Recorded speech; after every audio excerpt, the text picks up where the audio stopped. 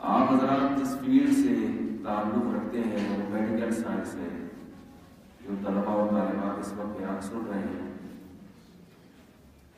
اس وقت medical college کے طلباء ہیں، کل سب نے ڈاکٹر بننا ہے. ڈاکٹروں کی دو قسمیں ہوتی ہیں، تو پی ایچ ڈی ڈاکٹر اور ایک میڈیکل سائنس میں جو باقاعدہ ڈاکٹر ہوتا ہے جو علاج کرتا ہے، لوگوں کی شفا کا ذریعہ بنتا ہے. تو آپ سب کا جو شعبہ ہے، جو موضوع ہے جس کے لیے آپ لوگ یہاں جمع ہوئے ہیں، وہ کیا ہے؟ علاج. یہی ہے نا؟ اگر میری ساتھ ہاں میں ہاں ملائیں گے تو کچھ چہرے کی ایکسپریشن سے مجھے پتا چلے گا کہ بات سن رہے ہیں، پھر مجھے بات کرنے میں آسانی ہوگی. ایسے نہ سنیں جیسے اپنے لیکچرار کو سنتے ہیں آپ. ٹھیک ہے؟ ایسے نہ سنیں. یہ فرض نہ کریں کہ میں کوئی لیکچر دے رہا ہوں، بلکہ میں آپ کے فائدے کی بات کر رہا ہوں فری میں. جو فری میں بات ہوتی ہے اس کو قدر سے اس لیے دیا جاتا ہے کہ بھائی بولنے والا آپ سے کوئی پیسے بولے بھائی نہیں، میرا کوئی ذاتی فائدہ تو ہے. تو اس لیے میں وہی بات کروں گا جو آپ کے فائدے کی ہو. کیونکہ اگر پیسوں کا مسئلہ ہوتا تو پھر وہ بات کرتا ہے جس پہ آپ زیادہ پیسے دیتے ہیں. دیکھو گلوکار کو پیسے ملتے ہیں نا گانا گانے پر، وہ کوشش کرتے ہیں اچھے سے اچھا گانا سنا. کیا فائدہ جس پہ لوگ زیادہ خوش ہوں. میرا جو ہدف ہے وہ آپ کو خوش کر کے پیسے نکالنا نہیں ہے، بلکہ آپ کو نصیحت کر کے کوشش کرنا ہے کہ آپ معاشرے کے ایک اچھے فرد بنے، ایک اپنی ذات کو بھی فائدہ پہنچائے اور قوم اور معاشرے کو بھی فائدہ پہنچائے. تو اس لیے آپ میری بات ایک لیکچرار کی طرح نہ سنیں، بلکہ یعنی اگر دیسی زبان میں کہوں تو تمیز سے سنیں. ٹھیک ہے نا؟ بات سنیں کس سے؟ تمیز سے. تو میں یہ کر رہا تھا کہ آپ حضرات کا جو موضوع ہے وہ کیا ہے؟ میڈیکل سائنس، لوگوں کو شفا پہنچانے کا ذریعہ اور سبب بننا. کسی بھی علم، پہلی بات تو یہ کہ علم کی بہت اہمیت ہے. اللہ تعالیٰ نے آدم علیہ السلام کو جو باقی فرشتوں پر اور باقی مخلوق پر فضیلت دی وہ علم کی بنیاد پہ دی ہے. انسان جس مادے سے بنایا گیا وہ کوئی اتنا خوبصورت مادہ نہیں ہے، مٹی سے بنایا گیا ہے. فرشتوں کو بنایا گیا روشنی سے، نور سے. جنات کو بنایا گیا آگ سے. تو پہلے تو میں آپ کی فضیلت اسلام میں کیا ہے، اسلام کی نظر میں آپ لوگوں کی اہمیت کیا ہے اس کو بتاؤں گا انشاءاللہ، کہ آپ اپنے آپ کو ہلکا مت سمجھیں. سمجھ رہے ہیں کہ نہیں سمجھ رہے؟ ہلکا نہیں سمجھ رہے ہیں؟ میری بات سمجھ رہے کہ نہیں سمجھ رہے؟ تو پہلی بات کہ آپ جس شعبے سے منسلک ہیں وہ بہت ہی مبارک اور مقدس لائن ہے، مقدس فیلڈ ہے جس سے آپ کا تعلق ہے. دو وجہ سے. ایک تو یہ کہ یہ علم ہے، اور اللہ نے انسان کو دوسری تمام تر مخلوقات پر جو فضیلت دی ہے وہ کس بنیاد پہ دی ہے؟ علم کی بیس پر دی ہے. وہ اس لیے نہیں دی کہ یہ گانے گائے گا، فرشتے گانے نہیں گاتے. یہ فلمیں دیکھے گا، فرشتے فلمیں بولے نا، یہ ڈانس کرے گا، فرشتے ڈانس نہیں کرتے. یہ چھکے چوکے لگائے گا، فرشتے چھکے چوکے نہیں لگاتے. یہ ورلڈ کپ کھیلے گا، فرشتے ورلڈ کپ نہیں کھیلتے. یہ بہت بڑا اداکار بنے گا، اس کی فلمیں بہت ہٹ ہوں گی، فرشتوں کی فلمیں ہٹ نہیں ہوتی. یہ بہت بڑا سیاستدان بنے گا، فرشتے سیاست نہیں جانتے. یہ وجہ نہیں. یہ بہت بڑا چور بنے گا. آج کل بہت بڑا چور بننا بھی کیا ہے کمال. چھوٹے موٹے چور پکڑے جاتے ہیں، بڑے بڑے چور ملک کے صدر بن جاتے ہیں. بعد میں ایسا ہوتا ہے. وہ ایک چور تھا نا، پکڑا گیا، عدالت میں کیس ہوا اس کے خلاف. تو چور کا جو وکیل تھا وہ چور کی حمایت میں بات کر رہا تھا، اور مخالف جو تھا وہ ظاہر چور کے خلاف دلائل دے رہا تھا. تو مخالف نے بڑے مضبوط دلائل دیے. تو جج نے چور سے کہا کہ بات یہ ہے کہ تم نے اتنی ہوشیاری سے چوری کی ہے اور ایسے کمال کا مظاہرہ کیا ہے کہ تمہارے خلاف کیس بن ہی نہیں سکتا، لیکن یہ تمہارے مکہ یعنی تمہاری چوری میں مہارت کی علامت۔ جج تو ڈانٹ رہا تھا اس چور کو، چور نے کہا شکریہ جج صاحب، آج پہلے آدمی ہیں جنہوں نے میرے فن کی تعریف، آپ پہلے آدمی ہیں جنہوں نے میرے فن کی کمال سے چوری کی۔ تو آج کل اس کو بھی فن سمجھا جاتا ہے، کسی کو چورا لگا دینا، ایسے ہم نے اس کو ٹھگا ہے کہ وہ پہچان نہیں سکتا۔ تو بہت ساری چیزیں ہیں جن کو انسان وجہ کمالات سمجھتا ہے، وہ سمجھتا ہے کہ اس لیے میں صاحب کمال ہوں، لیکن قرآن سے ہمیں کیا پتہ چلتا ہے کہ اللہ نے آدم کو جو فضیلت دی وہ کس بیس پر دی؟ جب آدم علیہ السلام کو بنایا جانے لگا تو اللہ نے فرشتوں سے کہا سجدہ کرو۔ جن نے بھی اعتراض کیا کہ تو نے اسے مٹی سے بنایا، سونے چاندی سے بنا ہوتا، مشک و عنبر سے بنا ہوتا، پھولوں سے بنا ہوتا تو میں سجدہ کرتا۔ شہد پھولوں سے کشید کیا جاتا ہے، تو یہ تو مٹی گوبر سے اور بدبودار مٹی، سڑی ہوئی مٹی، سڑی ہوئی مٹی سے اس کو تو نے بنایا۔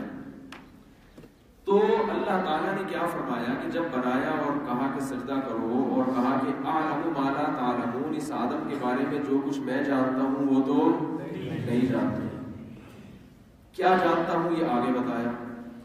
وعلم آدم الاسماء كلها، فرمایا ہم نے آدم کو ہر چیز کا نام بتایا۔ ثم عرضهم على الملائکۃ، پھر اللہ نے فرشتوں سے کہا تم ان چیزوں کے نام بتاؤ۔ قالوا، وہ کہنے لگے سبحانک لا علم لنا، اے اللہ ہمیں ان چیزوں کا علم نہیں ہے، الا ما علمتنا، تو نے جو چیزیں بتا دی ہمیں بس وہی معلوم ہے۔ قال یا آدم، اللہ نے آدم سے کہا اے آدم، انبئہم باسمائہم، اے آدم تو ان کو ان چیزوں کا نام بتا، ان فرشتوں کو۔ فلما انبأہم، جب آدم نے ان چیزوں کا نام بتایا، قال، اللہ نے پھر کہا اعلم، کیا میں نے تم سے کہا نہیں تھا انی اعلم ما لا تعلمون، میں وہ کچھ جانتا ہوں اس کے بارے میں جو تو نہیں۔ اب سوال پیدا ہوتا ہے کسی چیز کا نام بتانا کون سا مشکل کام ہے؟ بھئی یہ ٹوپی ہے، یہ چشمہ ہے، آپ کا نام کیا ہے؟ رحمت اللہ، یہ رحمت اللہ ہے، یہ مثال کے طور پر سلیم بھائی ہے، یہ وسیم بھائی ہے، یہ نام ہو گئے نا ان کے۔ یہ ٹوپی ہے، یہ ان کی قمیض ہے، یہ ان کی شلوار ہے، باقی تفصیل میں نہیں جاتا۔ تو کسی بھی چیز کا نام، یہ گھڑی ہے، یہ موبائل ہے، اللہ نے آدم علیہ السلام کو بتا دیا یہ یہی ہے، تو فرشتوں کے لیے کیا مشکل تھا یہ بتانا بھائی؟ ارے بھائی فرشتے کہہ دیتے اللہ یہ بھی ٹوپی ہے، یہ پتھر ہے، تو نے خود تو ابھی بتایا آدم کو، ہم بھی سن رہے تھے۔ اس لیے علماء کہتے ہیں یہاں نام سے نام مراد نہیں ہے، چیزوں کے حقائق، چیزوں میں جو راز اللہ نے چھپائے ہوئے ہیں کہ اس چیز کی خاصیت کیا ہے، یہ حقائق سیکھنے کی صلاحیت اللہ نے صرف اور صرف کس میں رکھی ہے؟ آدم میں رکھی ہے۔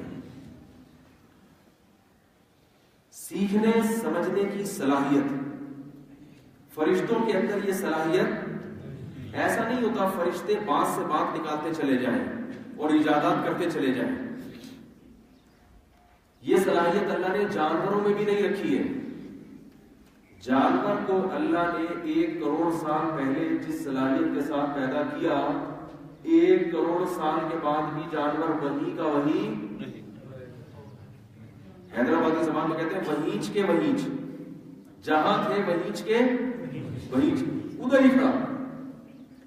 شیر ہزاروں سال پہلے بھی غاروں ہی میں گھر بنا کے رہا کرتا تھا، گوشت کھاتا تھا کچا، اس میں اتنی عقل نہیں آئی کہ یار میں گرائنڈر مشین ہی بنا، اتنا چبانا پڑتا ہے ہڈیوں کو، اتنا بولو یار توڑنا پڑتا ہے ہڈیوں کو، کیوں نہ ترقی کر کے گرائنڈر مشین بناؤ، اس میں ہڈیاں ڈالو، قیمہ بناؤ اور اس طرح لگا کے پانی ڈالو اور اس طرح سے پیو، ٹائم بچے گا، پروٹین پورے ملیں گے، کیا کریں؟ اس میں سیکھنے کی صلاحیت، تھوڑی بہت صلاحیت تو ہر جانور میں بھی ہوتی ہے، لیکن وہ بلٹن ہے۔ جانور میں جو صلاحیت ہے نا جتنی ہے بس اتنی ہی رہے گی، اس سے زیادہ نہیں بڑھے گی۔ انسان میں جب سے بچہ پیدا ہوتا ہے نا سیکھنا شروع کرتا ہے اور پھر جو جہاں جس اسٹیپ پہ وہ پہنچتا ہے اگلی نسل کو وہاں تک پہنچا کے جاتا ہے، پھر اگلی نسل اس سے آگے چلتی ہے، پھر اگلی نسل اس سے اور آگے چلتی ہے۔ تبھی پرانے زمانے کا انسان اگر ہمارے دور میں آ جائے، بلکہ ہم پرانے دور میں چلے جائیں، اگر 2000 سال پہلے ہم چلے جائیں، آئنسٹائن کا نظریہ تھا کہ روشنی سے تیز سفر کرو تو پاس میں چلے جاؤ گے، ایسا ہی ہے نا؟ تو ہم اگر روشنی سے تیز سفر کر کے ماضی میں جاتے جاتے پہنچ گئے ہم 2000 سال پہلے، جب جنگلوں کا، پہاڑوں کا، پتھروں کا دور تھا، وہاں جا کے ہم بتائیں کہ یار تم یہاں سے دنیا کے دوسرے کنارے سفر کرو گے تو کتنا ٹائم لگے گا؟ بتایا گا بھائی 1 سال چاہیے اس کے لیے یا 6 مہینے چاہیے۔ ہم کیا ہے ہم جناب دنیا کے ایک کنارے سے دوسرے کنارے 16-15 گھنٹے میں پہنچ جاتے ہیں۔ کہ بھائی کیسے پہنچتے ہیں؟ کہتے ہیں مشین ایجاد کی ہے ہمارے سائنسدانوں نے، لوہے کی ہے بڑی سی، اس کے پر لگے ہوئے، اس میں بیٹھو وہ آپ کو ہوا میں اڑا کے وہاں پہنچا دیں۔ کہے گا بھائی سلیمان علیہ السلام کا تخت کی کچھ باقیات رہ گئی ہو، ممکن ہے سلیمان علیہ السلام کے تخت کا کوئی پھٹا تمہارے ہاتھ میں آ گیا ہو، ہے بھائی اس پھٹے کو تم نے پر لگا کے استعمال کیا ہو، ورنہ ایسا عمل ممکن نہیں ہے، وہ نہیں مانے گا۔ آپ کہہ نہیں بھائی اور بھی بات سنو کہ یہاں سے امریکہ بات کرنے کے لیے تم اگر اپنا پیغام کسی کو دینا چاہتے ہو تو کیا طریقہ ہے؟ کہے گا بھائی 25-30 کبوتر ہونے چاہیے، ایک کبوتر کی چونچ میں آپ نے خط دیا، وہ جائے گا، وہ دوسرے ملک کے کبوتر کو دے گا، پھر وہ تیسرے ملک کے کبوتر کو، ایسے 6 مہینے میں آپ کا پیغام امریکہ پہنچ جائے گا، بشرطے کہ کبوتر درمیان میں دھاندلی بڑے بھی نہیں ہوگی۔ آپ کہیں بھائی ایسا ہمارے پاس ایک مشین ہے، کوئی تار وار بھی نہیں ہے اس میں، چھوٹی سی ڈیوائس ہے، ادھر یوں بٹن پہ ٹش پش کرو، ادھر سینڈ کا بٹن دبایا اور طلاق نامہ عمران صاحب نے ایسی تو طلاق دی ہے ایسے ادھر بٹن دبنے کی دیر نہیں ہے، ادھر فوراً اس کے موبائل میں وہ اس کے پاس پہنچ جائے گا اور آپ کے پاس ڈیلیوری رپورٹ بھی آ جائے گا۔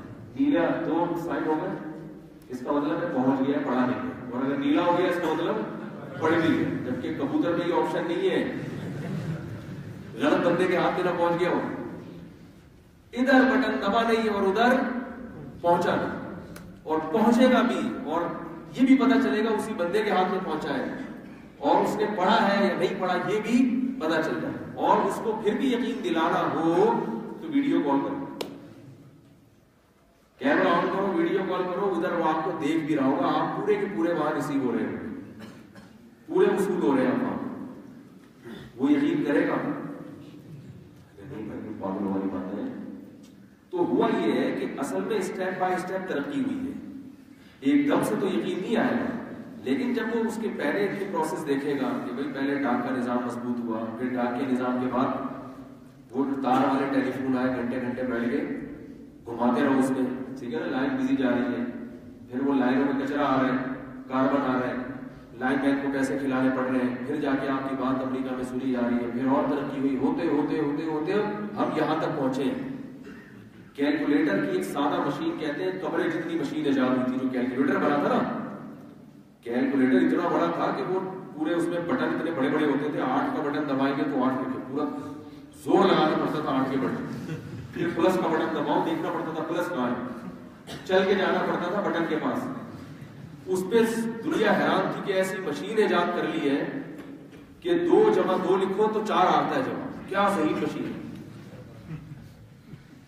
لیکن اس میں ترقی ہوئی، پھر ایک اسٹیپ اور آگے گئے، پھر کیلکولیٹر سے بڑھتے چلے گئے، پھر اور پیچیدگی ہوئی، کمپیوٹر آیا، ہمیں یاد ہے پہلے جب ونڈو نہیں تھی، ونڈو 98 سب سے پہلے آئی ہے نا، اس سے پہلے کیا ہوتا تھا، وہ ایک عجیب سا سسٹم ہوتا تھا، بیٹھ کے سارا دن اس پہ ہر اس کو کمانڈ دیتے رہو بیٹھ کے، اس پہ لوگ سمجھتے تھے پتہ نہیں کیا ہے، پھر وہ ونڈو آنا شروع ہوئی، پھر ونڈو 98 اتنی تھکی ہوئی ونڈو تھی، اب کوئی اس کو پوچھتا بھی نہیں، فری میں بھی کوئی دے رہا ہوگا نا، آپ نہیں لوگے اس کو، تو ہوتے ہوتے ہوتے ہوتے ونڈو 10 آ گئی، اور پتہ نہیں ابھی کیا کیا آئے گا آگے، تو جو ترقی ہو رہی ہے اس کی کوئی انتہا نہیں ہے کہاں جا کے یہ رکے گی، اللہ ہی جانے.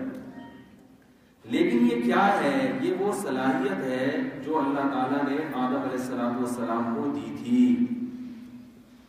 یہ وہ علم کی استعداد ہے، علم کی صلاحیت ہے جس کی بنیاد پر اللہ نے انسان کو جانوروں پر، بولو بھائی، فضیلت. اس کی اور بھی تعبیرات ہیں اس کو سمجھانے کی، لیکن اصل بات یہ تو الحمدللہ پہلی فضیلت تو آپ لوگوں کی یہ ہے کہ آپ علم کے حصول کے لیے اپنے آپ کو فارغ کر کے آئے. پہلی بات اس سے آپ کو اپنے شعبے کی قدر ہونی چاہیے. دوسری بات یہ کہ اسلام میں، شریعت میں، اللہ اور اس کے رسول کی نظر میں ہر علم انسان کی فضیلت کا ذریعہ اور سبب نہیں ہے. یاد رکھنا، یہ جو آج کل لوگ کہتے ہیں نا نالج ہونی چاہیے، ہر قسم کی نالج انسانی صحت کے لیے مفید نہیں ہے. بہت ساری نالج ایسی ہے جو آپ کے ٹائم کو ضائع کرنے کا ذریعہ بنے گی اور آپ کا اور آپ کے ملک کا اور آپ کی قوم کا بیڑا غرق کرنے کا ذریعہ بنتی ہے. اس لیے رسول اللہ صلی اللہ علیہ وسلم نے یہ دعا سکھائی ہے، اللہم انی اعوذ بک من علم لا ينفع. اے اللہ میں ایسے علم سے تیری پناہ مانگتا ہوں جو فائدہ نہ پہنچائے. پتہ چلا علم کی دو قسمیں ہیں، ایک مفید علم اور ایک نقصان دہ علم. آج کل جب علم حاصل کیا جاتا ہے تو یہ فرق نہیں کیا جاتا اس علم کا فائدہ ہے یا نقصان. اس پہ ایک چھوٹا سا چٹکلا سناتا ہوں بات سمجھانے کے لیے. ایک آدمی نے کسی سے پوچھا، یار تمہاری بیوی کیسی ہے شکل و صورت؟ غصہ آ گیا، تو بھی پوچھ رہے میری بیوی کے بارے میں. کہتے ہیں ویسے جنرل نالج کے لیے کیوں پوچھ رہا ہوں بھائی؟ میں چاہتا ہوں میری نالج میں اضافہ. بھائی نالج تو یہ بھی ہے، علم تو یہ بھی، آپ کو بتاؤ کہ کس کی بیوی بدصورت ہے، کس کی خوبصورت ہے، کس کی بیگم بھاگ گئی، کس کی گھر میں ہے. لیکن یہ علم فائدے مند ہے نقصان دہ ہے؟ ٹائم ویسٹنگ ہے. آپ کو کسی سے کیا غرض کہ کس کے گھر میں کیا ہو رہا ہے بھائی؟ ایسی نالج کا آپ نے کیا کرنا ہے؟ صبح صبح لوگ اخبار پڑھ رہے ہوتے ہیں، آج فلاں نے یہ بیان دیا، فلاں نے یہ کہا، فلاں نے یہ کہا، فلاں نے یہ کہا. میں ان سے پوچھتا ہوں بھائی کیوں پڑھ رہے ہو؟ کہتے ہیں یار انسان کو نالج ہونی چاہیے. بھائی آپ کو ایسی نالج جس سے آپ کا کوئی فائدہ نہیں ہے، ٹائم ویسٹنگ کے علاوہ کچھ بھی حاصل نہیں ہوگا. ایسی نالج سے نقصان ہوگا، فائدہ نہیں ہوگا.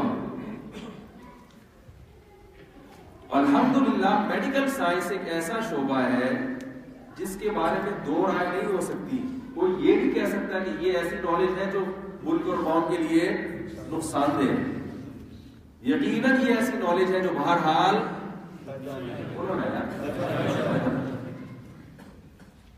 یہ ایسی نالج ہے جو آپ کو اور قوم کو. امام شافعی رحمہ اللہ تعالیٰ کا مشہور قول ہے، العلم علمان، علم الطب و علم الدین. فرمایا علم صرف دو ہی ہے، دین کا علم اور طب کا علم، میڈیکل سائنس کا. اس زمانے میں یہ دو تھے، اور بھی بہت سارے ہیں. تو دوسری بات کیا ہوئی کہ آپ اس شعبے سے متعلق ہیں اور جو علم آپ حاصل کر رہے ہیں اس کے مفید ہونے میں بھی کوئی اختلاف اور کسی کا بھی اختلاف نہ مسلمانوں کے کسی فرقے میں آپس میں اختلاف ہے کہ بھئی سفید پگڑی والے یہ کہتے ہو، گرین والے یہ کہتے ہو، شیعہ یہ کہتے ہو، سنی یہ کہتے ہو، اہل حدیث یہ کہتے ہو، دیوبندی بریلوی. ایسا کچھ نہیں. جس سے بھی پوچھو گے بھائی یہ تو قوم کی ضرورت ہے، وقت کی ضرورت ہے، ڈاکٹر بننا. اور غیر مسلموں کا بھی اختلاف نہیں ہے. سیکولر طبقہ، لبرل طبقہ، اللہ کے وجود کے منکر ہو یا اللہ کو ماننے والے ہو، سب میڈیکل سائنس کی ضرورت کو مانتے ہیں کہ بھائی اس کی قوم، کیونکہ انسان کو زندہ رکھنا یہ تو سب مانتے ہیں نا. تو آپ کی فضیلت کے کتنے نمبر ہو گئے؟ 2 نمبر. دو پوائنٹ ہو گئے نا. پہلا پوائنٹ کیا کہ علم، آپ لوگ علم حاصل کر رہے ہیں. دوسرا پوائنٹ کہ علم بھی کو حاصل کر رہے ہیں جس کی ضرورت اور مفید ہونا سب کے نزدیک مسلم ہے. تیسری فضیلت آپ لوگوں کی، ابھی میں آپ کے فضائل بیان کروں گا، سمجھ لیں. پھر نظر لگنے سے بچنے کے لیے آپ کو کچھ چیزیں بتاؤں گا تاکہ آپ لوگوں کو نظر نہ لگے. فضائل سے انسان کو نظر کا بھی اندیشہ ہوتا ہے. پھر میں بتاؤں کچھ نیگیٹو چیزیں آپ لوگوں کو تاکہ نظر بس سے آپ لوگوں کی حفاظت زیادہ چوڑے میں نہ ہو. تو اس سے نظر بس سے انشاءاللہ آپ کی کیا ہو جائے گی؟ حفاظت. پہلے کسی کو چڑھاؤ گا بہت زیادہ تعریفیں کر کے وہ پھولنے لگے، آپ کو ڈر ہوگی یہ خوشی سے پھٹ نہ جائے، پھر آپ بتاؤ گے تھوڑا سا ہاتھ ڈل جائے۔ تیسری وجہ فضیلت کیا ہے کہ مفید علم کے بھی درجات ہوتے ہیں۔ یہ بہت اہم پوائنٹ ہے جو میں بیان کر رہا ہوں آپ کے سامنے، اس کو غور سے سنیں۔ جو مفید علم ہوتا ہے نا اس میں بھی کوئی زیادہ مفید ہوتا ہے، کوئی کم مفید ہوتا ہے۔ کسی علم کا فائدہ زیادہ ہے، کسی کا فائدہ کم ہے۔ اس کی بہت ساری مثالیں ہیں۔ آپ ایک دکان کھول لیں یا بزنس سیکھ لیں، آپ بزنس سے ایسی چھوٹی موٹی چیز کو ہم لوگوں کو سیل فون آپ میسر کر رہے ہیں، تو ظاہر اس بزنس کا بھی فائدہ ہے، لوگوں کو موبائل ملے گا، لوگوں کے لیے اپنی بات چیت کرنا آسان ہوگا، لیکن ظاہر ہے اس کا فائدہ دوسری چیزوں کی نسبت کم ہے، اس سے بھی اعلیٰ علوم ہے دنیا میں۔ تو ہم شریعت کی روشنی میں دیکھتے ہیں کہ پہلی بات تو ہمیں پتہ چلی شریعت کی روشنی میں علم کی فضیلت بہت ہے۔ میں تو شریعت ہی بیان کروں گا نا آپ کے سامنے، اسلام کیا کہتے ہیں۔ نمبر 2، ہمیں یہ بھی پتہ چلا کہ اسلام میڈیکل سائنس کی اہمیت اور ضرورت کو بھی، یعنی کہ اسلام میں دوسری چیز کیا ہے کہ مفید علم ہونا چاہیے۔ جیسے میں نے حدیث بتائی کہ ایسا علم جس کا فائدہ نہ ہو اس سے پناہ مانگی گئی ہے۔ اب تیسرے نمبر پر اسلام میں میڈیکل سائنس کے علم کی کیا اہمیت ہے؟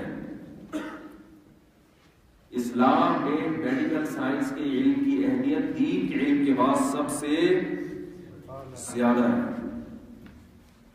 اس کی دلیل دیکھیے، جس علم کا موضوع اہم ہوگا شریعت کی نظر میں وہ علم خود بخود اہم بن جائے۔ اس علم کا موضوع ہے انسان کی صحت، انسان کو کیا مہیا کرنا؟ صحت دینا، اسے موت سے بچانے کی دو چیزیں آتی ہیں میڈیکل سائنس میں۔ نمبر 1، مرتے ہوئے کو بچانے کی کوشش کرنا کہ نہ مرے، اور جو زندہ ہے ان کی صحت کیا ہو، صرف زندگی کافی نہیں ہے کھانستے میں زندگی گزارنا۔ زندہ تو بہت سے لوگ ہیں، پینا پلانا ان کا شغف ہے، قوم کے لیے بوجھ بنے ہوئے ہیں۔ تو زندگی ہو کون سی؟ بولو بھائی، صحت۔ موت سے بچانا، اس کی فضیلت تو قرآن میں نے جیسے آیت پڑھی، من احیا النفس احیاها فکأنما احیا الناس جميعا، فرمایا جس نے کسی ایک انسان کو موت سے بچایا اللہ کی نظر میں ایسے ہے جیسے ساری انسانیت کو اس نے مرنے سے بچایا۔ اللہ کی نظر میں اتنا بڑا ثواب۔ ڈاکٹر اپنی زندگی میں ہزاروں لوگوں کو موت کی گھاٹ میں اترنے سے بچایا۔ ڈاکٹر کا بہت بڑا کردار ہے۔ کتنے ایمرجنسی کیسز ہوتے ہیں، ایک انجیکشن لگتا ہے مرتا ہوا بندہ ٹھیک ہو جاتا ہے۔ بہت سارے کیسز ہم نے اپنی زندگی میں دیکھے، اگر اس وقت اس کو علاج نہ ملتا بر وقت تو وہ موت کے منہ میں چلا جاتا۔ زندگی بچانے کا ایک طریقہ یہ ہے کہ کوئی سمندر میں ڈوب رہا ہے، آپ چھلانگ مار کے اس کی زندگی بچائیں، اس کو تو لوگ اپریشیٹ کرتے ہیں، لیکن ایک ڈاکٹر جو سینکڑوں لوگوں کی زندگی بچانے کا سبب بنتا ہے ہسپتالوں میں، اس کی طرف لوگوں کی توجہ، اسے کوئی ایوارڈ نہیں ملتا۔ خودکشی سے بچنے کوئی کر رہا ہو اس کو کوئی جا کے پکڑ لے، اس کی یوٹیوب پہ گریباں لے لے، لیکن ڈاکٹر کتنے لوگوں کو بچا رہے ہوتے ہیں، کتنے لوگوں کو بچا رہے ہوتے ہیں۔ شوگر کا پیشنٹ، جو جس نے بھی انسولین ایجاد کی ہے، میں تو دیکھتا ہوں شوگر کے مریض ہمیں کمزور نظر نہیں آتے۔ بھی ہم پنجاب گئے تو شوگر کے ہمارے مریض تھے کچھ رشتے دار، ماشاءاللہ موٹے تازے فٹ فاٹ۔ میں نے کہا ہم سے زیادہ تو حسین پر، انہوں نے کہا کوئی مسئلہ نہیں ہے کہ انجیکشن لگاتے ہیں انسولین کا، اور پھر دوا کو کرانے کھاتے ہیں۔ اور پھر ہماری خاتون رشتے دار ہے، ان کو بھی شوگر ہے کئی سالوں سے، مٹھائی کھا رہے ہیں۔ میں نے کہا پرہیز نہیں کرتی؟ انہوں نے کہا کہ نہیں۔ ان کے بیٹے سے میں نے پوچھا تو انہوں نے کہا وہ والدہ کہتی ہے تھوڑی سی مقدار بڑھا دینا انجیکشن کی، آج میں نے مٹھائی کھائی، تھوڑی سی مقدار کیا کر دینا، بڑھا دینا، مٹھائی کھائی تھوڑی سی بڑھا دیا۔ اب مٹھائی کھانا فرض ہو جاتا ہے کیونکہ نہیں کھائی تو پھر شوگر لیول کیا کیا انجیکشن ہے کہ آپ عام آدمی مٹھائی کھاتے ہوئے سوچتا ہے کہ یار کھانا فائدہ مند ہے نقصان دہ، شوگر کے مریض کے لیے مٹھائی کھانا کیا ہو گیا، ضروری ہو گیا۔ گن پوائنٹ پہ مٹھائی کھلائی جا رہی ہے، کتنا وہ ہم سے زیادہ اچھے ہو گئے۔ گن پوائنٹ پہ ان کو مٹھائیاں کھلائی جا رہی ہیں، چاول کھلائے جا رہے ہیں، پراٹھے کھلائے جا رہے ہیں کہ آپ نے انجیکشن لگا لیا اب آپ کو کھانا پڑے گا۔ تو زندگی بچانے کا ایک طریقہ تو یہ ہے جو ڈاکٹروں کا طریقہ ہے کہ لاکھوں لوگوں کی زندگی بچانے کا ذریعہ اور سبب بنتے ہیں. اور ایک ڈاکٹروں کا اہم شعبہ کیا ہے کہ زندگی تو بچی ہوئی ہے لیکن وہ صحت کے ساتھ. شریعت میں اس کی کیا اہمیت ہے؟ شریعت میں اگر صحت کی اہمیت پر میں بات کروں گا تو اس سے ڈاکٹروں کی اہمیت کا اندازہ خود بخود ہو جائے گا، اللہ اس کے رسول کی قسم. اسلام میں صحت کی اہمیت کا اندازہ اس سے لگائے کہ قرآن مجید نے بہت مخلوق میں بہت ساری چیزوں کی قسم، چائے کی قسم، دودھ پتی کی قسم، کافی کی قسم، بولو نا بھائی. بعض پھل فروٹ ایسے ہیں جو ہماری صحت کے لیے فائدہ مند بھی ہے اور اس کے سائڈ افیکٹ بھی ہیں، کچھ نقصان دہ بھی ہے، ان کی بھی قسم نہیں ہے. قرآن جس چیز کی قسم اٹھا رہا ہے وہی ہے جو ہمارے لیے انتہائی مفید. اگر کسی کو نقصان ہو رہا ہے تو اس کی اپنی باڈی کا فالٹ ہے. قسم اٹھائی قرآن میں انجیر کی اور زیتون. انجیر اور زیتون پر آپ کی ریسرچ مجھ سے زیادہ ہے.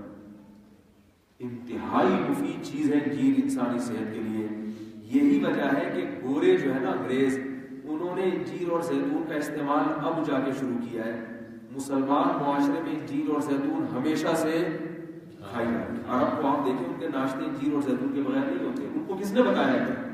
وہ قرآن پڑھتے ہیں، ان کو اندازہ ہوتا ہے کہ یار یہ اللہ جب قسمیں اٹھا رہا ہے کچھ تو ہوگا نا اس میں.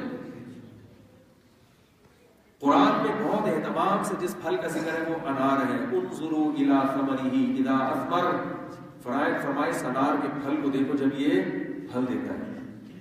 وَيَعِهِ، اس کے پکنے کے عمل کو دیکھو. تو اللہ انار کو ہائی لائٹ کر رہے ہیں.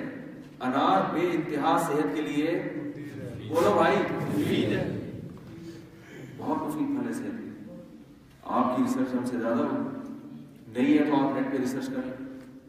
انار کے بارے میں رسول اللہ صلی اللہ علیہ وسلم نے کھانے کی ترغیب دی ہے اور ترغیب کا انداز دیکھیں. فرمایا نبی صلی اللہ علیہ وسلم نے کہ ہر انار میں ایک دانہ جنت کے پھل کا ہوتا ہے، جنت کے انار کا ہوتا ہے. اب ہمیں پتہ نہیں ہے وہ کون سا دانہ کہاں سے آیا ہے، بولو بھائی، جنت سے. یہ کیوں ترغیب دی؟ تاکہ انار جب کھاؤ تو سارا کھاؤ، ایک دانہ بھی باقی نہ چھوڑو. بھائی ہمیں پتہ ہی نہیں ہے اس میں کون سا والا دانہ جنت کا ہے، پورا کھائیں گے تو یقین ہوگا نا ایک دانہ تو گیا پیٹ میں جنت والے انار. ایک بھی چھوڑ دیا تو دل کہے گا یار یہ ہو سکتا ہے. تو آپ صلی اللہ علیہ وسلم کو کیا پڑی اس بات کی؟ آپ تو پیغمبر تھے، آپ تو لوگوں کو اللہ سے جوڑنے کے لیے آئے تھے. آپ کو کیا ضرورت کہ آپ لوگوں کو ترغیب دے کے پورے انار کھائیں؟ ہے بھائی، بولو نا بھائی کیا ہو گیا؟ کوئی ضرورت تھی اس کی؟ صرف کس کے لیے؟ صحت کے لیے مفید ہے، کھاؤ. خود آپ صلی اللہ علیہ وسلم نے جو خوراکیں استعمال کی ہیں ان خوراکوں پہ آپ ریسرچ کر لیں، انسانی صحت کے لیے اس سے زیادہ مفید خوراکیں اللہ نے پیدا نہیں. آپ صلی اللہ، دیکھو صحت اچھی ہوتی ہے نا، ہمارے کیا نام ہے ان کا، قاسم بھائی، تو یہ کیمرے میں یہ گڑبڑ نہ، کیمرے کی صحت بھی اچھی ہونی چاہیے. سب صحت کے ایشوز ہیں. تو آپ صلی اللہ علیہ وسلم نے، اب بیان کا یہ حصہ کٹ جائے گا جب جائے گا تو وہ جو ان کی صحتیں خراب ہوگی نا کہ یار وہ بات انار کی چل رہی تھی وہ کہاں رہ گئی، وہ کیا ہو جائے گا؟ خراب ہو جائے گا. اچھا. تو آپ صلی اللہ علیہ وسلم نے انار کھانے کی ترغیب دی. خود آپ صلی اللہ علیہ وسلم اپنی جو خوراک تھی وہ کیا تھی؟ زیادہ تر آپ نے کیا کھایا؟ سب سے زیادہ آپ نے جو کی روٹی اور کھجور کا استعمال کیا. گندم کی روٹی بھی بہت طاقتور ہے، اس میں کوئی شبہ نہیں، لیکن کولیسٹرول بھی پیدا کرتی ہے، چربی پیدا کرتی ہے، موٹاپا لاتی ہے گندم. جتنے باڈی بلڈر ہیں نا جو اپنی اسکن کو پتلا کرنا چاہتے ہیں اور چاہتے ہیں کہ ہم ذرا نظر آئے، مقابلہ جیتے ہیں، وہ گندم کھانا چھوڑ دیتے ہیں. نہیں آ رہی میرا کھانا، وہ کیا کرتے ہیں؟ گندم کھانا چھوڑ دیتے ہیں. جو پر کوئی پابندی ڈاکٹروں کی طرف سے ان پر نہیں ہوتی. طاقت تو گندم میں زیادہ ہے لیکن سائڈ افیکٹ بھی گندم کے زیادہ ہے. پوری زندگی آپ صلی اللہ علیہ وسلم نے چاول نہیں کھایا، کھائی نہیں عرب میں. اللہ نے ایسی چیزیں یا تو پیدا ہی نہیں کی وہاں یا پیدا کی مگر نبی صلی اللہ علیہ وسلم کی رغبت ان چیزوں کی طرف سے ختم کر دی. چاول آپ کو پتا ہے کاربوہائیڈریٹ کے علاوہ اس میں کوئی وائٹامنس نہیں ہے، اس میں کوئی معدنیات نہیں ہے، آئرن نہیں ہے، پوٹاشیم نہیں ہے، بس کیا ہے کھاؤ اور چاول کی طرح چملے مار رہے ہیں، تو چاول کھا کے کیا مارے گا؟ چملے مارے گا۔ اب عرب چاول کھا رہے ہیں، اب آپ دیکھیں کیسے ماشاءاللہ گول مٹول سے ہوتے ہیں، تو مجھے بھی نکل رہی ہے اور چاول پھوڑنے سے کچھ ہمارے نبی صلی اللہ علیہ وسلم نے چاول کوئی حلال حرام کا مسئلہ نہیں ہے، آپ کھائے سے کچھ آپ کوئی مسئلہ نہیں، میں بات کر رہا ہوں صحت کے حوالے سے۔ نبی نے زیادہ کیا کھایا؟ جو کی روٹی، اور وہ بھی بغیر چھلے، فائبر کے ساتھ، اس میں فائبر بھی ہے۔ اور دوسری چیز آپ صلی اللہ علیہ وسلم نے کیا استعمال کی ہے کثرت سے؟ کھجور میں کہا جاتا ہے کہ جتنے پروٹین اور جتنے وائٹامنس منرلز کھجور میں ہوتے ہیں اتنے شاید کسی اور پھل میں نہیں ہوتے، کسی اور پھل میں نہیں۔ آپ صلی اللہ علیہ وسلم نے کھجور کو کیا قرار دیا؟ طیب، فرمایا جب افطار کرو تو کھجور سے کرو، طیب پاکیزہ چیز ہے۔ پاکیزہ کسے کہتے ہیں؟ یہ ہر چیز میں پاکیزہ جو ہے نا اس کے اعتبار سے پاکیزگی ہوتی ہے۔ پاکیزہ کا مطلب نہیں ہے کہ باقی پھل ناپاک ہوتے ہیں۔ اس کی مثال ایسے جیسے قرآن مجید مچھلی کو کہتا ہے لحمًا طریا، تر گوشت۔ بھائی گوشت جو جتنے بھی تازہ گوشت ہوتے ہیں سارے تر و تازہ ہی ہوتے ہیں نا، لیکن قرآن مچھلی کی تعریف میں کیا کہہ رہا ہے؟ لحمًا طریا، تم سمندر سے نکالتے ہو تازہ گوشت۔ تو بھائی یہ گائے کا گوشت بھی تو تازہ ہے، بکرے کا گوشت بھی تو تازہ ہے، تو یاد رکھیں یہاں تازگی ایک الگ اعتبار سے ہے۔ کیا ہے کہ مچھلی کا گوشت کھانے کے بعد آپ کے جسم میں سستی اور کاہلی پیدا نہیں ہوتی۔ مچھلی گوشت چست ہوتا ہے، مچھلی کی طرح پھدکتا رہتا ہے۔ بنگلہ دیشی لوگوں کو دیکھیں نا، چین سے نہیں بیٹھے گے، ہلتے رہے ادھر مار ادھر مار، عمریں بھی لمبی ہوتی ہیں، بال کالے رہتے ہیں موسلی کی وجہ سے۔ مچھلی کو بنگالی زبان میں موسلی کہتے ہیں، تو موسلی وہ لوگ موسلی کھاتے ہیں، موسلی وہ لوگ موسلی کا مطلب زیادہ تر وہ لوگ کیا کھاتے ہیں؟ مچھلی کھاتے ہیں۔ تو اللہ نے قرآن میں مچھلی کی تعریف کی۔ مچھلی بہت مفید ہے صحت کے لیے، مچھلی کی اللہ ایک نعمت کے طور پہ بیان کر رہے ہیں کہ یہ سمندر ہم نے مسخر کیا، اس میں ایسی ایسی نعمتیں، ان میں ایک نعمت کیا ہے؟ مچھلی۔ اور رسول اللہ صلی اللہ علیہ وسلم نے کھجور کو کہا کہ یہ کیا ہے؟ پاکیزہ، طیب۔ کیا مطلب؟ میرے ایک رائے ہے، یہ کوئی تفسیر کی بات نہیں کر رہا، اس میں پاکیزگی سے میری رائے میں مراد ہے کہ صالح خون پیدا کرتی ہے، خراب خون پیدا، باطی پن نہیں ہے اس میں۔ کھانے میں تو گوبھی بھی صحت کے لیے بہت مفید ہے، لیکن گوبھی کے پراٹھے کھا کے انسان کسی محفل میں کیا کرے؟ گوبھی صحت کے لیے مفید ہے مگر طیب نہیں ہے۔ کیا خیال ہے؟ کھجور صحت کے لیے مفید بھی ہے اور ثمر طیب بھی ہے، پاکیزہ ہے، صالح خون پیدا ہوتا ہے، صاف ہوتا ہے۔ کبھی جو اوریجنل عرب ہے نا، جو کھجور کا استعمال بہت کثرت سے کرتے ہیں، ان کی آنکھوں میں چمک ہوگی، ان کے چہرے پہ سرخی ہوگی۔ اتنے فائدے ہیں کھجور کے، اگر میں اس پر ابھی بات کرنا شروع کر دوں تو پھر پورا بیان اسی کھجور ہی پر ہو جائے گا۔ اللہ نے حضرت مریم کو کیا فرمایا قرآن مجید میں؟ جب ان کو بچے کی ولادت کی شدید تکلیف ہو رہی ہے تو اللہ حضرت مریم سے کہہ رہے ہیں حُزِّي إِلَيْكِ بِجِذْعِ النَّخْلَةِ تُسَاقِطْ عَلَيْكِ رُطَبًا جَنِيًّا، اے مریم غم نہ کر، درخت کے پتوں کو ہلا، یہ کھجور کا درخت تجھ پہ تر کھجوریں پھینکے گا۔ فَكُلِي وَاشْرَبِي، یہ کھجوریں کھا اور یہ چشمے کا پانی پی، وَقَرِّي عَيْنَا، اور اپنی آنکھوں کو ٹھنڈی کر لے۔ آج میڈیکل سائنس کی یہ تحقیق ہے، حکیموں نے بھی اس پہ تحقیق کی ہے کہ جو پریگننسی میں عورت کھجوریں کھاتی ہے بچہ بھی صحت مند پیدا ہوتا ہے اور ڈلیوری بھی آسانی سے ہوتا ہے۔ تو اللہ نے ایسے موقع پہ کھجور کا ذکر کیا حضرت مریم علیہ السلام کو۔ اللہ نے تو حضرت مریم کو جو کہنا تھا کہہ دیا، اس کو قرآن میں ذکر کیوں کیا اللہ نے؟ ہمیں بتانے کے لیے۔ تو اس سے کیا پتہ چلتا ہے؟ رسول اللہ صلی اللہ علیہ وسلم نے کس کا چیز کا استعمال کیا کثرت سے؟ کھجور کا۔ گوشت میں آپ صلی اللہ علیہ وسلم نے سب سے زیادہ جو گوشت کھایا وہ اونٹ کا گوشت ہے۔ آپ کو پتا ہے ہیپاٹائٹس بی کے لیے اونٹ کا گوشت کیا ہے؟ مفید چیز ہے۔ آپ صلی اللہ علیہ وسلم نے سب سے زیادہ جو دودھ پیا ہے وہ یا تو بکری کا پیا ہے یا اونٹنی کا اس سے بھی زیادہ پیا ہے. اونٹنی کا دودھ 600 روپے کلو بک رہا ہے. یہ اب 14ویں صدی میں لوگوں نے تحقیق کی ہے, پتا چلا بھائی اونٹنی کا دودھ صحت کے لیے بہت مفید. ہمارے نبی نے اونٹنی کا دودھ کثرت سے, ہمارے نبی کو اللہ بھینس کا دودھ بھی پلا سکتے تھے, لیکن اللہ نے بھینس پیدا ہی نہیں کی وہاں. کسی بھی طرح سے ہمارے نبی کو ایسی خوراکوں سے بچایا ہے جن کے سائیڈ افیکٹ, بھینس کا دودھ بھی پیے آپ, ڈبے سے باہر بہت بہتر ہے. ڈبے کے دودھ سے بھینس کا دودھ پینا بہتر ہے, لیکن بھینس کے دودھ میں ایک خرابی کیا ہے, تھوڑے تھوڑے بھینس کا لک آنے لگتا ہے آپ کے اندر. بھینس کا دودھ کیا کرتا ہے, دماغ کو بھی موٹا کرتا ہے, جسم کو بھی تھوڑا تھوڑا لگتا ہے کہ اس کا بھینس سے کوئی تعلق باپ دادا کا رہا ہے. ڈی این اے اگر کرواؤ نا تو تھوڑا سا بھینس آ رہی ہوگی اس میں. تو لیکن اونٹنی کا دودھ پینے والا چست رہتا ہے, سستی نہیں ہوتی, دل کے امراض کا خطرہ کم ہوتا ہے اس میں. یہ ساری چیزیں ہمارے نبی صلی اللہ علیہ وسلم نے گوشت کیسا کھایا ہے. آپ صلی اللہ علیہ وسلم ہڈی پہ لگا ہوا گوشت شوق سے کھایا کرتے تھے, اور بعض مرتبہ دانتوں سے اکحش اللحم نحشا, ترمذی کی حدیث ہے, باب ما جاء فی اکحش اللحم نحشا, اس بارے میں باب کے گوشت کو ہڈیوں سے, دانتوں سے توڑ کے کھاؤ. گوشت جب دانتوں سے توڑ کے کھایا جاتا ہے نا, ہڈی پہ گوشت لگا ہے, آپ دانت چبا کے کھائیں, اس سے دانت بھی مضبوط ہوں گے آپ کے, اور ایک لعاب پیدا ہوتا ہے جو گوشت کو ہضم کرنے کی صلاحیت آپ کے معدے میں بڑھا دیتا ہے. تو خیر اس موضوع پر بات کروں گا, بات بہت لمبی ہو جائے گی, میرے پہلے بیان ہو چکا ہے اسلام اور صحت کے حوالے سے.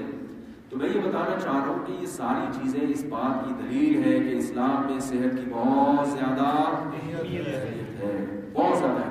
آپ صلی اللہ علیہ وسلم نے ارشاد فرمایا, المؤمن القوی خیر من المؤمن الضعیف, طاقتور مومن اللہ کو کمزور مومن سے زیادہ محبوب ہے, زیادہ پسند ہے, اس میں زیادہ خیر ہے. کیونکہ صحت مند آدمی معاشرے پر بوجھ نہیں بنتا, وہ اپنے گھر والوں کی بھی زیادہ خدمت کر سکتا ہے, ملک اور قوم کی بھی خدمت کر سکتا ہے, وہ دین کی خدمت بھی زیادہ کر سکتا ہے, وہ اللہ کی عبادت بھی زیادہ کر سکتا ہے. ہاں اللہ کی طرف سے کسی پر کوئی آزمائش آ جائے, اللہ کی طرف سے بیماری مسلط ہو جائے, جیسے ایوب علیہ السلام پر, وہ ایک الگ بات ہے, وہ تو اللہ جس کو چاہے صحت دے, جس کو چاہے بیمار کر دے. لیکن خود سے بیماری کی طرف جانا, صحت کی خرابی کی طرف جانا, یہ اسلام میں پسندیدہ چیز نہیں ہے. صحت ہی سے منسلک ایک اور چیز ہے جس کو بیوٹی کہا جاتا ہے. آج کل اس کی بھی بڑی لوگوں کو فکر ہوتی ہے, کہتے ہیں نا خاص طور پہ خواتین کو, بھائی ہم دیکھنے میں اٹریکٹیو نظر آئے, ایسے نظر آئے کہ لوگ کہیں بڑے لشپش میں, آج تو بڑے چونک رہے, وہ کہتے ہیں نا لوگ پیٹ نہ نکلا ہوا ہو, سیل ہونا چاہیے. اس کو کیا کہا جاتا ہے, حسن و جمال, بیوٹی. اس کی بھی اہمیت ہے اسلام میں. آپ صلی اللہ علیہ وسلم نے ارشاد فرمایا کہ لا يدخل الجنة من كان في قلبه مثقال حبة من خردل من كبر, وہ شخص جس کے دل میں رائی کے دانے کے برابر بھی تکبر ہوا, وہ جنت میں داخل نہیں ہوگا.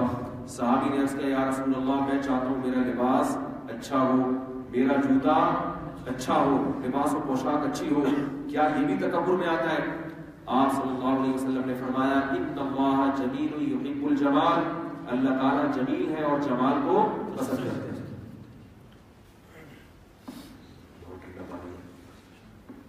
تو یہاں ویسے ہی موسم اتنا ٹھنڈا ہو رہا ہے کہ رات کو رضائی میں سو جائیں. کراچی سے ایک دم اتنی شدید گرمی وہاں پڑ رہی ہے اور یہاں سردی ہو رہی ہے, بہت حیرانی کی بات ہے. تو آپ صلی اللہ علیہ وسلم نے کیا فرمایا, ان اللہ جمیل یحب الجمال, اللہ خود بھی جمال والا ہے, اور جمال کو کیا کہتے ہیں انگلش میں, بیوٹی کہتے ہیں. چاہے یہ عورت کے لیے ہو یا مرد کے لیے ہو. نبی صلی اللہ علیہ وسلم کے پاس جب کوئی وفد آیا کرتا تھا غیر مسلموں کا, تو آپ صلی اللہ علیہ وسلم کنگھی سے اپنے بالوں کو درست فرمایا کرتے تھے. حدیث میں آتا ہے, ایک دفعہ آپ کے سامنے آئینہ نہیں تھا, تو آپ نے پانی میں دیکھ کر اپنے عکس کو دیکھا اور اپنے حلیے کو درست کیا. تو بیوٹی ایک اوپر ڈسٹیمپر کی شکل میں ہوتی ہے, جیسے خواتین آج کل میک اپ کرتی ہیں, پورے ڈسٹیمپر کے ڈبے خالی کرتے ہیں. یہ اصل بیوٹی بولو بھائی, اصل بیوٹی وہ ہوتی ہے کہ آپ کی صحت بھائی تو نکلی بھی ہو, جتنے مرضی ڈسٹیمپر کر دو, کیا خیال ہے؟ اصل بیوٹی کیا ہوتی ہے؟ فٹنس. اللہ کو جو جمال پسند ہے وہ ڈسٹمبر والا نہیں. سمجھ میں آ رہی ہے بات؟ وہ کون سا پسند ہے؟ فٹنس ہونی چاہیے، چاہے مرد ہو یا عورت ہو. آج کل فٹنس پر اتنا زور نہیں ہے، مصنوعی بیوٹی کے اس میں غلو ہے جو شریعت میں پسندیدہ نہیں ہے. بالوں کے مختلف عجیب عجیب اسٹائل سے فیشن، یہ چیزیں شریعت میں اچھی تھوڑی ہیں. اور مرد عورت بنے ہوئے، عورتیں مرد بننے کی کوشش کر رہی ہیں، یہ تو ناجائز ہے. ناخن بڑھائے جا رہے ہیں، خواتین اپنی آئی بروز بنا رہی ہیں، یہ سب مصنوعی ہے، یہ تو جائز نہیں ہے اسلام میں آئی بروز بنانا عورت کے لیے. فٹنس کی توجہ ہونی چاہیے، اس کی طرف توجہ، کیونکہ اس میں پسینہ لگتا ہے، محنت لگتی ہے، اس پہ ایکسرسائز کرنی پڑتی ہے، کم کھانا پڑتا ہے. اب جو آدمی جائیدادیں کھا کے بیٹھا ہوا ہے وہ 2 پراٹھوں میں سے ایک کیسے کم کرے گا؟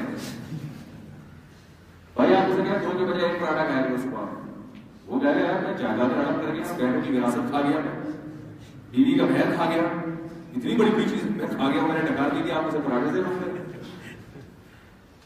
تو آپ صلی اللہ علیہ وسلم نے ارشاد فرمایا خیر القرون قرنی ثم الذین یلونہم ثم الذین یلونہم، فرمایا سب سے بہتر زمانہ میرا ہے، پھر اس کے بعد والا، پھر اس کے بعد والا، اس کے بعد معاشرے میں فساد پھیلنا شروع ہو جائے گا. پھر آپ نے اس فساد میں بہت ساری باتیں بتائیں، لوگ جھوٹ بولیں گے، گواہی کے لیے نہیں بلایا جائے گا، پھر بھی جھوٹی گواہیاں دیں گے.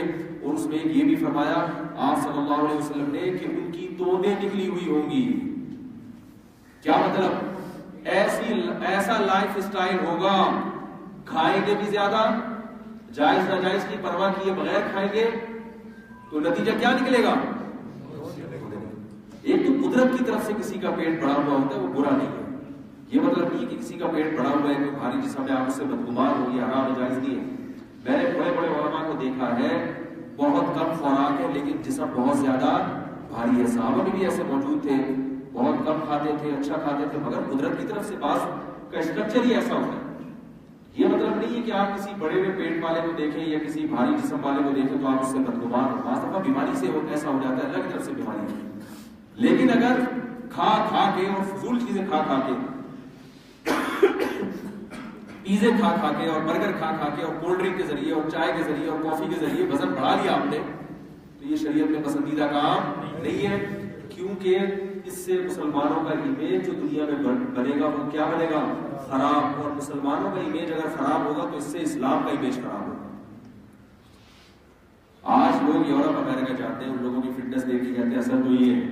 عرب کنٹریز میں جاتے ہیں تو اسلام سے قریب ہوتے ہیں یا دور ہو جاتے ہیں؟ دور ہو جاتے ہیں. کوئی ایسی چیز نظر نہیں آتی جو انہیں اسلام کے قریب کرے. یہ لائف اسٹائل. میں سعودیہ میں تھا تو وہاں ہمارے دوست تھے، وہ وہی کے ہیں. مجھے ایک دن کہنے لگے کہ آپ کو پتا ہے کہ دنیا کی سب سے سست ترین قوم کون سی ہے؟ میرے ذہن میں اپنا خیال آنے لگا ہمارے بارے میں، ایسی بہن سا ہوا.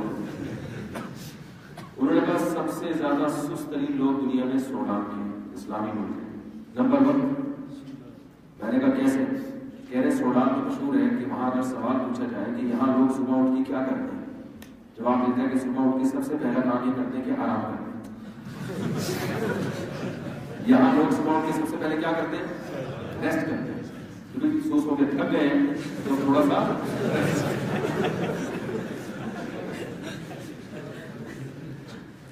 میں نے کہا بھائی دوسرے نمبر پہ کون سے؟ یہ ان کا تجزیہ تھا، غلط بھی ہو سکتا ہے، یہ کوئی ایسا نہیں ہے کہ آپ اس پہ یوٹیوب پہ کلپ بنا دیں گے، رپورٹ سامنے آتی ہے، سرسری مشاہدے سے جو بات نظر آتی ہے. دوسرے نمبر پر انہوں نے کہا مصری. مصر کے لوگ بھی کیا ہیں؟ مسلمان، مسلم کنٹری. تیسرے نمبر پر انہوں نے کہا سعودی، وہ تو اسلام کا مرکز ہے. چوتھے یا 5ویں نمبر پہ کہیں جا کے پاکستان کا، تو بڑی خوشی میں نے الحمدللہ ہم پہلے نمبر پہ اللہ کا بڑا فضل ہو گیا کہ سرسری تجزیے کے مطابق ہم پہلے نمبر پہ. تو ہمارے نبی تو فرما رہے ہیں کہ زمانے میں شر پھیلے گا تو یہ کیا ہوگی؟ سستی اور کائلی پھیلنا شروع. تو خیر میں اس پر عرض کر رہا تھا کہ صحت میں 2 چیزیں آتی ہیں، ایک فٹنس اور ایک بیماریوں سے بچاؤ. یہ دونوں شعبے بھی کس کے ہیں؟ Medical science. تو اسلام میں اس کی اتنی اہمیت ہے، اس پر اہمیت پر بات کروں گا تو اور بات لمبی ہو جائے گی. بہت کچھ اس پر کہنے کے لیے، میں بات کو سمیٹ کے ختم کرنے کی طرف آتا ہوں. دیکھیں اس سے کیا پتہ چلتا ہے کہ اللہ تعالیٰ نے آپ لوگوں کو جس شعبے سے منسلک کیا ہے وہ شعبہ اللہ کی نظر میں معمولی اہمیت کا حامل نہیں ہے. لہذا اس میں آپ حضرات کی 2 ذمہ داریاں ہیں. سمجھیں؟ پہلی ذمہ داری آپ حضرات کی یہ ہے کہ اس شعبے کی قدر پہچان کر اس میں محنت کرنا یہ آپ کے ذمہ. دیکھو نیم حکیم خطرہ جان سنا ہے نا آپ نے؟ نیم مفتی خطرہ ایمان، نیم حکیم خطرہ جان. تو نیم ڈاکٹر بھی کیا ہے؟ کسی بھی فیلڈ میں اگر آپ مہارت پیدا نہ کرو تو بہتر تھا کہ اس میں جاتے ہی. آدھا کام کہیں بھی صحیح. ایک آدمی نے کہا کہ میں چاہتا ہوں، کسی نے پوچھا یار تمہاری شادی کیوں نہیں ہو رہی؟ کہہ رہے یار میں بادشاہ کی بیٹی سے شادی کرنا چاہتا ہوں. اس نے کہا یار تم بھنگی ہو، تمہیں بادشاہ کی بیٹی سے رشتہ کہاں ملے گا؟ کہنے لگا کوئی مسئلہ نہیں، آدھا کام ہو گیا.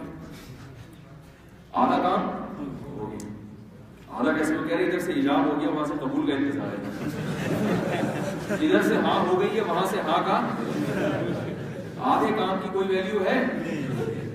ایک شاعر نے کہا ہے نا اپنی محبوبہ کے بارے میں، وہ محبوبہ نہ تو پورے طرح سے جلوے کراتی تھی اور نہ پردہ کرتی تھی، ترسا ترسا کے ٹائم دیتی تھی.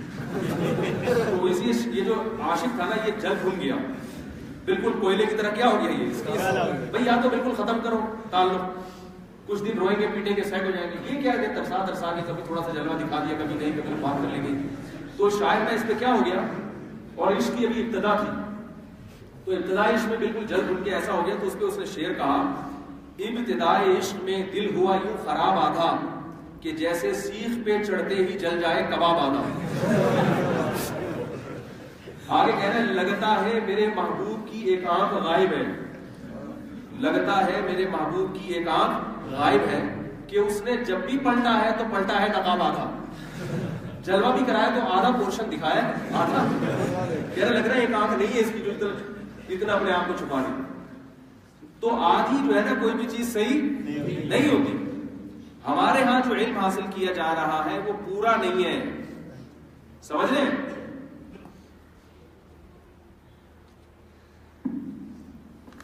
ہمارے ہاں آدھے آدھے لوگ پیدا ہو رہے ہیں. ہمارے محلے میں ایک چائلڈ اسپیشلسٹ رہا کرتے تھے. تو بچہ ٹھیک نہیں ہوتا تھا ان کے پاس، کوئی لے کے جاتا تو ٹھیک نہیں ہوتا.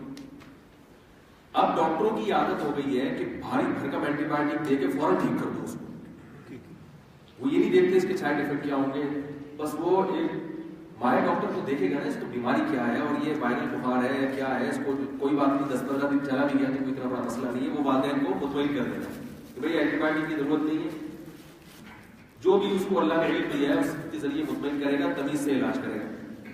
اناڑی ڈاکٹر کیا کرتے ہیں؟ بھاری بھرکم اینٹی بایوٹک کے بھائی وہ سارے جراثیم مریں گے تو یہ والی بیماری ہوئی تو اس کے بھی مر جائیں گے. ٹھیک ہے نا؟ جیسے ایک علاقے میں کچھ دہشت گرد چھپے ہوئے تو پورے علاقے کو بم سے اڑا دو، دہشت گرد بھی مر جائیں گے اس ضمن. تو یہ کوئی طریقہ تو نہیں ہوتا نا علاج کا. تو وہ کیا کرتے تھے کہ ہمیں کسی نے بتایا یار یہ تو میڈیکل کالج میں جب یہ پڑھا کرتے تھے تو ان کے جو کلاس فیلو سے انہوں نے بتایا کہ یہ تو بیڈمنٹن کی ان کا شغف تھا، پڑھائی میں ان کی دلچسپی بالکل بھی نہیں تھی، یہ ڈاکٹر بن کیسے گئے. تو ایک آدمی 4 سال بیڈمنٹن کھیلتا رہے وہ بھی ہمارے ہاں ڈاکٹر بن جاتا ہے. تھوڑا بہت پڑھنا پڑتا ہے، کچھ کرنا پڑتا ہے. تو یاد رکھو اس سے نہ دین کے رہیں گے نہ دنیا کی رہیں گے. نہ دنیا میں عزت ملے گی اور آخرت تو ویسے ہی چلی جائے گی. تو یہ کام نہیں کرنا. اگر آپ ایک چیز کو اوڑھنا بچھونا جب تک نہیں بنائیں گے آپ اس میں مہارت پیدا نہیں کریں گے. ہمارے استاد ہمیں کہا کرتے تھے جب ہم مدرسے میں طالب علم تھے تو ہمارے استاد ہمیں کہا کرتے تھے کہ بھائی محنت سے پڑھنا ہے تو پڑھو ورنہ جا کے کوئی اور کام. انہوں نے کہا مارکیٹ میں مولویوں کی کمی کوئی کام کرتے مولویوں کی کمی نہیں ہے اور اچھے مولوی مارکیٹ میں شارٹ. یہ تو شارٹ واٹ کا لفظ نہیں کہا، یہ میں اپنی طرف سے الفاظ استعمال کرتا ہوں. اچھے مولوی مارکیٹ میں کیا ہے؟ شارٹ. تمیز سے پڑھنا ہے تو پڑھو، اچھے مولوی بنو ورنہ بہت مولوی مارکیٹ. اب تو خیر پھر بھی نالائق کے نالائق ہی رہے. لیکن ان کی بات بہرحال یہ درست ہے کہ جس چیز کی مارکیٹ میں کمی ہوتی ہے اس کی ویلیو خود بہت زیادہ ہوتی ہے. اچھے ڈاکٹروں کی بھی کمی ہے اور اچھے سائنٹسٹ کی بھی کمی ہے، اچھے مولویوں کی بھی کمی ہے، اچھے سیاستدانوں کی بھی کمی ہے. کوئی بھی اچھا آ جائے تو وہ اپنی مارکیٹ بنا لیتا ہے. تو پہلا کام آپ نے یہ کرنا ہے کہ اس شعبے کو مقدس جان کر آپ نے اس شعبے میں کیا کرنی ہے بھائی؟ چاہے وہ خواتین ہو جو طالبات، اگر میرا بیان مجھے بتایا گیا تھا کہ ساری بات بھی بیان سن رہی ہے. تو آپ نے جب ایک فیلڈ کو چنا ہے, انتخاب کیا ہے, تو محنت کیا کرنی ہے, دل لگا کے. ٹرکھانے والا کام یہ ٹائم ویسٹنگ ہے, یہ اللہ کو بھی پسند نہیں ہے اور ہماری قوم میں اس کا بھی تحمل بھی نہیں ہے. دوسرا کام بہت اہم ہے, یہ محنت والی باتیں تو آپ اپنے لیکچرار سے بھی سنتے ہوں گے, وہ بھی بتاتے ہوں گے, آپ کے جو پروفیسر ہیں وہ بھی بتاتے ہوں گے کہ بھائی یہ محنت کرنی چاہیے. اچھے بچے کیا کرتے ہیں, محنت کرتے ہیں. وہ بلب وہ چراغ میں پڑا کرتا تھا, وہ فلاں سائنسدان, اور وہ لالٹین لے کے ٹرین کی پٹری پہ بیٹھا کرتا تھا. یہ سب چیزیں آپ نے سنی ہوگی, ہم نے بھی پڑھی ہیں.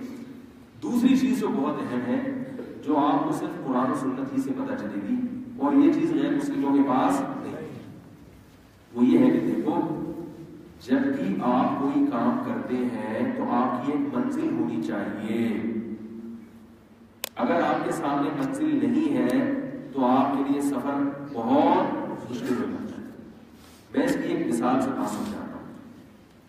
دیکھیے آپ, میں تو کراچی کا ہوں نا, تو کراچی کی جگہ معلوم ہے, یہاں کا مجھے نہیں پتا کہ کراچی میں ایک سوراخ